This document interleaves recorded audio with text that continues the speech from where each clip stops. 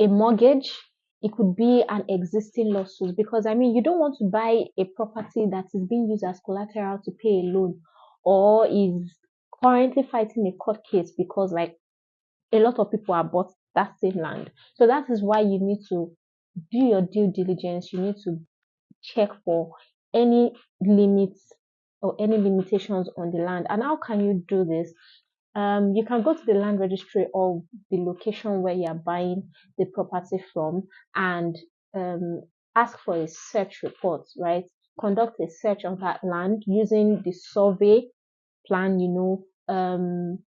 location of the land or anything can be useful in ensuring that, okay, you get a search report. And then you also check for any existing legal issues or court cases, or ask questions, go to the property, inspect it, ask questions from people living around there, so that if something doesn't add up, you would know in time.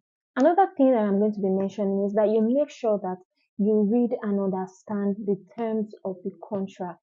Make sure that the names are correct, the dates are correct, all the prices are correct. There is a detailed description of the property. Make sure that when there is a penalty, you know the price to pay for that penalty, because you don't want any thing creeping up on you and then they are telling you that it was in the contract. So you want to make sure that you read and understand everything that is written out in the contract before you sign it.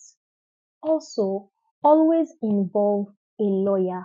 Always involve a lawyer. Even when you are going through the agreement, there are terms and languages that you may not understand but can only be understood by a lawyer, which is why it is very important for you to involve a lawyer. A lawyer will help you with your due diligence, help you with all the necessary research that you need to make before you purchase the property.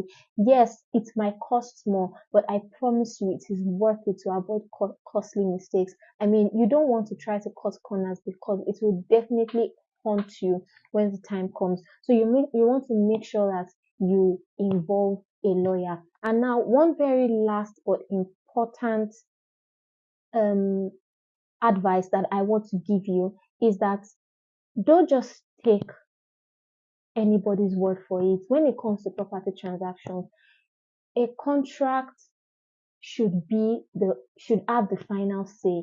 Don't take that. I know we have this thing in Nigeria where we just promise each other. Anything can happen. Anything can happen, which is why you want to make sure that every duty and obligation of both the buyer and the seller is spelled out in the contract. That way, everybody knows what they are supposed to do and how they are supposed to do it. Remember, buying or selling a property is a big deal. So take your time, do your due diligence, and don't rush the process. If you found this video helpful, please give it a thumbs up, share with someone that you think might need it, and subscribe to this